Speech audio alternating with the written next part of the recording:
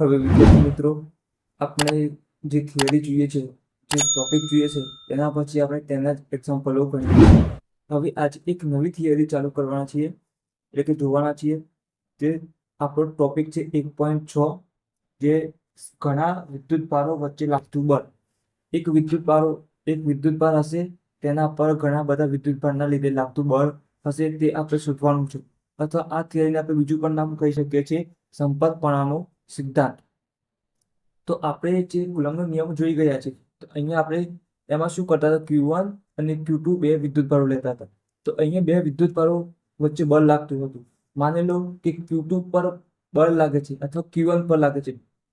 તો Q1 પર બળ શાના લીધે લાગે છે? 2 વડે લાગે છે. તો આપણે દિશા બતાવવી પડતી હતી. 2 વડે શાના પર લાગે છે? 1 પર. તો જેના પર લાગતું હોય તો એ આગળ આવે, અને જેના વડે લાગતું હોય એ પાછળ આવે. તો F12 આપણે દર્શાવતા હતા. તો આ રીતે આપણે બળ શોધતા હતા. કુલમ્બનો નિયમ યાદ હોવો જોઈએ. તો કુલમ્બનો નિયમ શું છે? કે સૂત્ર, કુલમ્બના નિયમનું સૂત્ર, તો K Q1 Q2 upon R². તો હવે અહીંયા આજે થિયરીમાં શું હશે? તો એક જ વિદ્યુત ભાર હશે. જેમ Q2 વડે બળ લાગ્યું, તેમ શું હશે? Q3 વડે પણ બળ લાગશે, Q3 વડે પણ લાગશે. તો એ બળો આપણે શું કરવાના? શોધવાના છે. અને શું કરવાનો? સરવાળો કરવાનો છે બધા. તો આપણે સંપર્કપણાનો સિદ્ધાંત મળી જશે. સંપર્કપણાનો સિદ્ધાંત એટલે કે એક જ વિદ્યુત ભાર પર ઘણા બધા વિદ્યુત ભારના લીધે લાગતું બળ. તો શું કરવાનું? આપણે કુલમ્બના નિયમ જાણીએ છીએ. તો એક વિદ્યુત ભાર પર બીજા વિદ્યુત ભાર વડે લાગતું બળ હોય, તો માની લો કે અહીંયા Q1 છે, અહીંયા Q2 છે, અહીંયા Q3 છે, અહીંયા Q4 છે. તો Q1 પર બળ લાગે છે, તો અહીંયા શું હશે? પર 1 પર જેના પર લાગતું હોય એ આગળ આવે, અને 4 વડે લાગે છે 4. પછી અહીંયા આ રીતના F13, આ રીતના F12. તો આ જે આપણે બળ શોધ્યા, તો સંપર્કપણા નિયમના અંદર શું કરવાનું? આ બધાનો શું કરવાનું? સરવાળો કરી દેવાનો. તો આપણને એક બળ મળી જશે. એ શું મળશે? સંપર્કપણાનો નિયમનો સિદ્ધાંત. તો બસ આટલું જ હતું. તો હવે હું ફરીથી આકૃતિ દોરું છું એક સંપર્કપણાના નિયમના સિદ્ધાંતમાં. તો એના નિયમ તો યાદ રહી જશે હવે તમને જે સમજાવ્યું તેના પરથી. તો તમારે નિયમ લખવાનો હોય તો લખી લો. તો અહીંયા જુઓ, સંપર્કપણાના નિયમનો સિદ્ધાંત. અહીંયા ટોપિક લઈ લઈએ 1.6. 1.6 સંપર્કપણાનો સિદ્ધાંત. સંપર્કપણાનો સિદ્ધાંત આ થઈ ગયું. હવે નિયમ લખવાનો છે, તો લખી દો નિયમ. કોઈ પણ વિદ્યુત ભાર પર કોઈ પણ વિદ્યુત ભાર પર કોઈ પણ વિદ્યુત ભાર પર ઘણા બધા, આપણે જેમ 2 3 4 વિદ્યુત ભાર લીધા Q1 પર, તો કોઈ પણ વિદ્યુત ભાર એટલે Q1, એના પર ઘણા બધા વિદ્યુત ભાર 2 3 4. તો ઘણા બધા વિદ્યુત ભારોને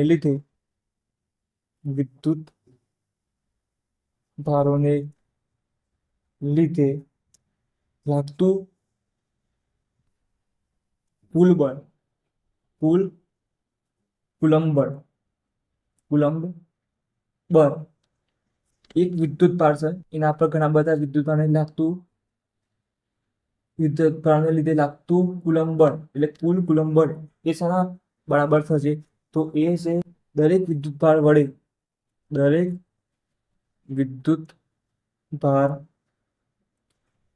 વડે લાગતું સ્વતંત્ર બળ. લાગતું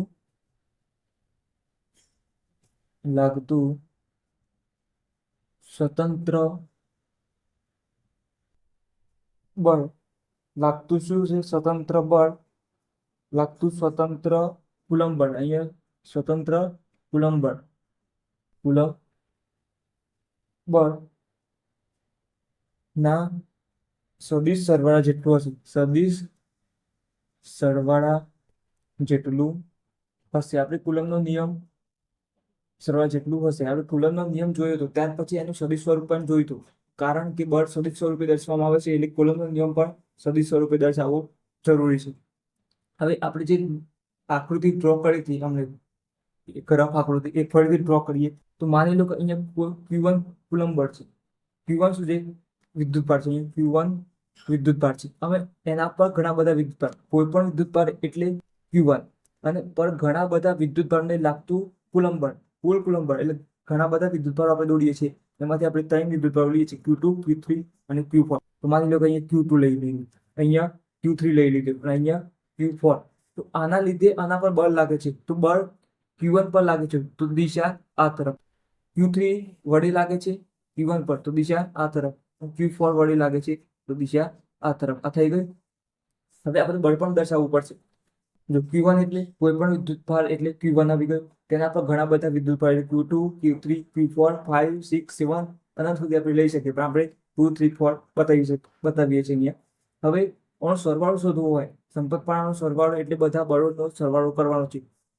1 ઉપર 2 નો સરવાળો, 1 ઉપર 2 ના લીધે બળ લાગે છે, અહીંયા મળશે જે બળ મળે છે એ શું મળશે આપણે આગળ બતાવીએ છીએ તૂટક રેખા વડે. અહીંયા 1 પર લાગે છે તો 1F1 જેના વડે લાગતું હોય એ પાછળ આવે, તો આ બળ એક બળ મળી ગયું, સ્વતંત્ર કુલંબ બળ મળી ગયું. 2 ના લીધે 1 પર લાગતું સ્વતંત્ર કુલંબ બળ મળી ગયું. પછી 3 ના લીધે 1 પર, તો આ રીતના 3 ના લીધે બળ મળશે, એ કેટલું મળશે F13. આ મળી ગયું, આ સ્વતંત્ર બળ મળ્યું F13. 4 ના લીધે 4 વડે 1 પર, તો અહીંયા જે બળ મળશે એ કયું મળશે F14. તો આ સ્વતંત્ર બળ મળી ગયું. આ સ્વતંત્ર કુલંબ બળના સદિશ સ્વરૂપ બતાવું, સદિશ સ્વરૂપ બતાવી દીધું. તો હવે શું કરવાનું, સંપર્કપાળાનો નિયમ મુજબ આપણે કુલ બળ શોધવું હોય તો શું કરવાનું, F is equal to F12 plus F13 plus F14 આ કરવાનું. આ તો અહીંયાથી આપણને સરવાળો મળી જાય, આ સરવાળો મળી જશે સંપર્કપાળાના નિયમ મુજબ. હવે અહીંયા આકૃતિ પરથી તમારે લખવું પડશે. તો શું લખવાનું છે, હું ફક્ત બોલું છું, તમારે લખી લેવાનું નોટબુકમાં. તો અહીંયા જુઓ, આકૃતિમાં દર્શાવ્યા મુજબ, જે આકૃતિમાં દર્શાવ્યા મુજબ આપણે શું કરવાનું છે, લખવાનું છે. આકૃતિમાં દર્શાવ્યા મુજબ Q1, Q2, Q3 અને Q4 વિદ્યુત ભારો દર્શાવેલા છે. ત્યાર પછી બીજો મુદ્દો પાડીને લખજો, તીર પાડીને લખજો. આકૃતિમાં દર્શાવ્યા મુજબ વિદ્યુત ભારો Q1, Q2, Q4 એ ફરીથી ના લખતા, અહીંયા જે લખાય પહેલો ફરીથી લખજો.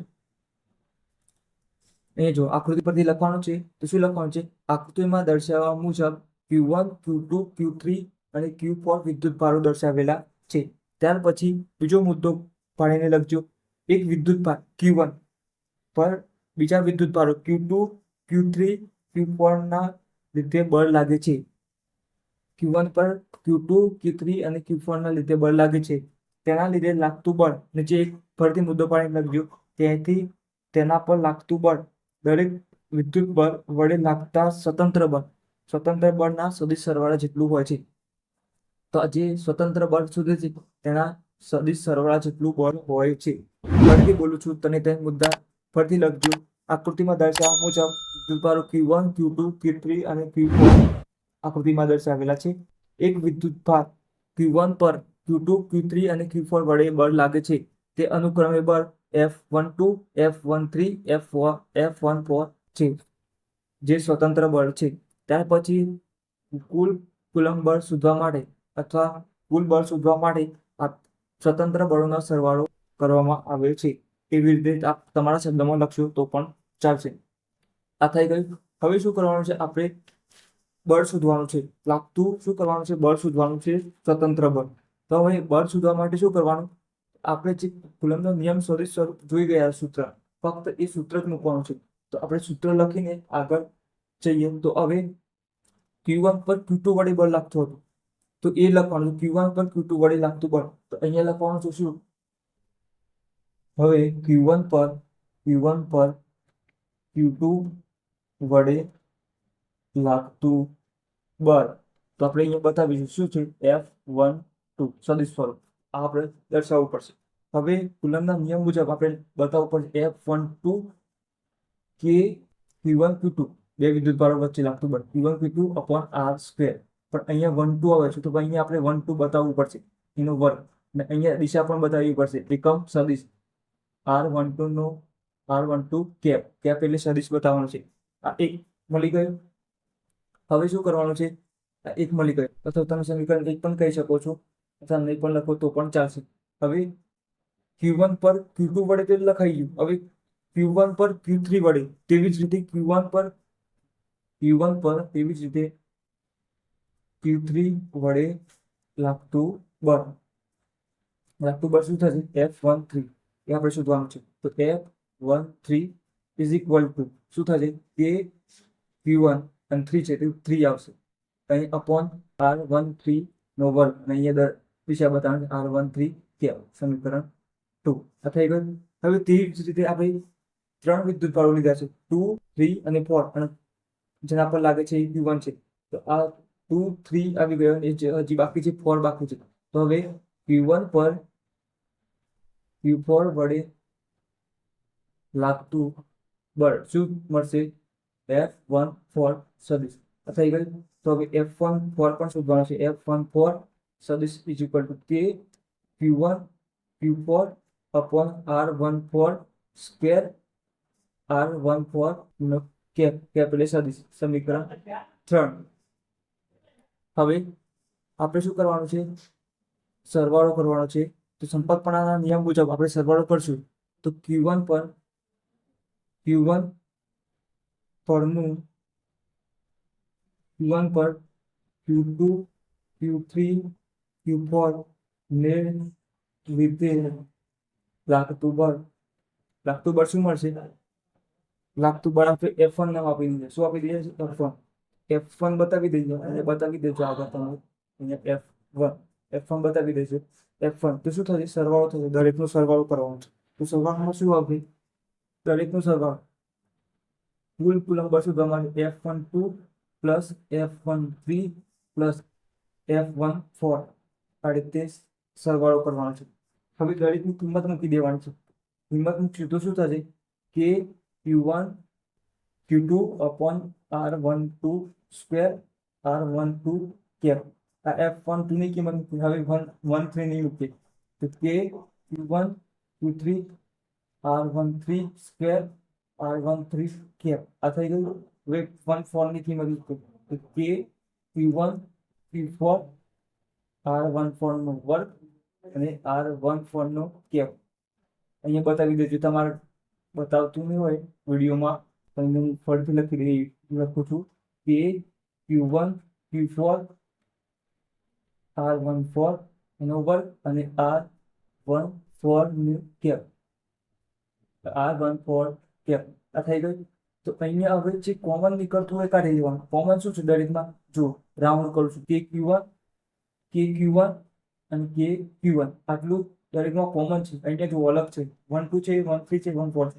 જે બહાર નીકળતું હોય આપણે શું કરવાનું છે? કાઢી લેવાનું છે. તમે શું થશે કે Q1 બહાર નીકળી ગયું તો વધ્યું કેટલું? ખાલી ફક્ત અંદર આપણે Q2 અપોન R12 નો વર્ગ અને R12 કેપ પ્લસ અહીંયા શું વધ્યું?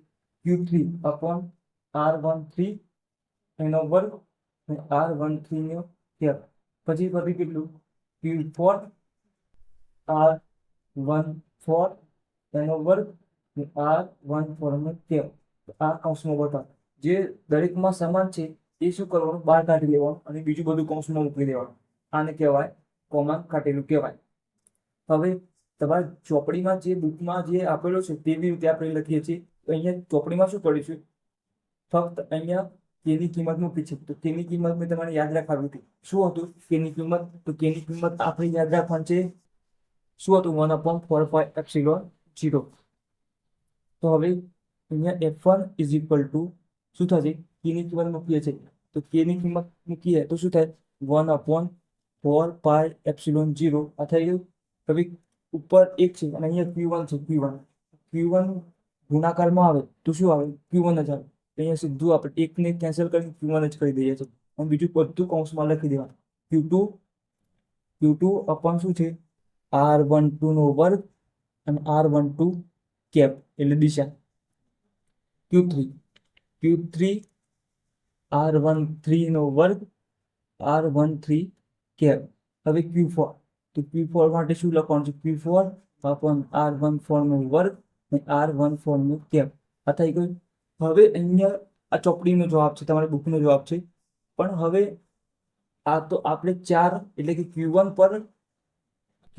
પર Q2, Q3 અને Q4 ના લીધે બળ લાગતા હતા. આવા તો 5, 6 અને અનંત સુધી. તો અનંત માટે પણ આપણે દર્શાવી શકીએ છીએ. તો અનંત માટે આપણે n દર્શાવીશું. જે છેલ્લું વધશે તેને આપણે n દર્શાવવું છે. તો f અનંત માટે આપણે દર્શાવીએ છીએ Q1 4πε0, અહીંયા Q2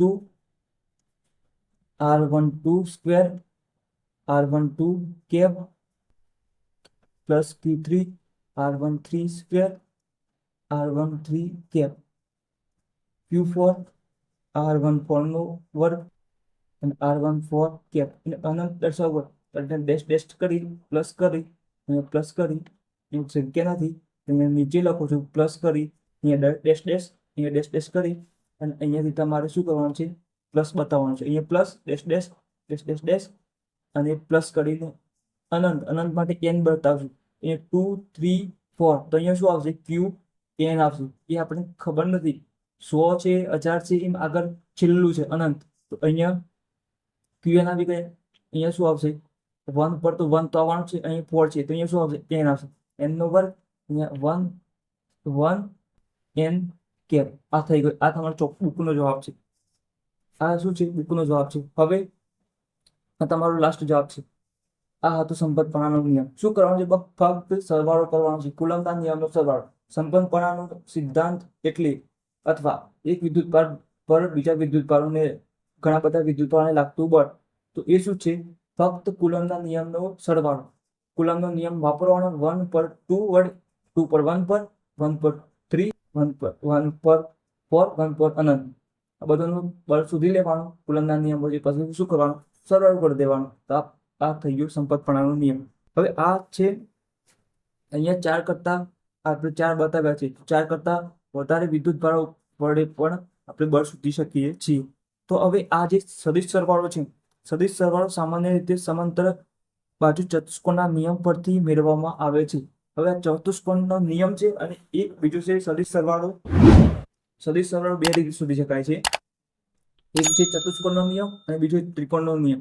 એ વિડીયો જોવા માટે તમારી ડિસ્ક્રિપ્શનમાં હું લિંક મૂકી દઈશ.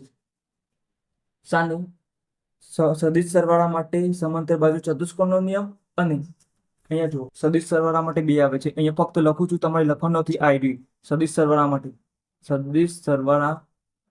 માટે એક છે સમાંતર બાજુ ચતુષ્કોણનો નિયમ, સમાંતર બાજુ ચતુષ્કોણનો નિયમ અને બીજું છે ત્રિકોણનો નિયમ. તો હું આ જે સરવાળો છે તેને હું લિંક મૂકીશ ડિસ્ક્રિપ્શનમાં. વિડીયોના નીચે ડિસ્ક્રિપ્શન લખેલું છે, ડિસ્ક્રિપ્શન. તો તેના અંદર તમારે શું મળી જશે? લિંક મળી જશે. હવે આ તમારે લખવાનું નથી. તો હવે સદિશ સરવાળો તો થઈ ગયો. હવે અહીંયા જુઓ, હવે વિદ્યુત શાસ્ત્રમાં મૂળભૂત રીતે કુલમ્બનો નિયમ અને સંપતપણાના સિદ્ધાંતનું પરિણામ છે. આ શું છે? સમગ્ર વિદ્યુત શાસ્ત્ર એ મૂળભૂત રીતે આ ટોપિક તમારે છેલ્લે લાસ્ટ લખવાનો છે. અહીંયા શું લખવાનું છે? તમારે શું લખવાનું છે? સમગ્ર વિદ્યુત શાસ્ત્ર એ મૂળભૂત રીતે કુલમ્બના નિયમ અને સંપતપણાના સિદ્ધાંતનું પરિણામ છે.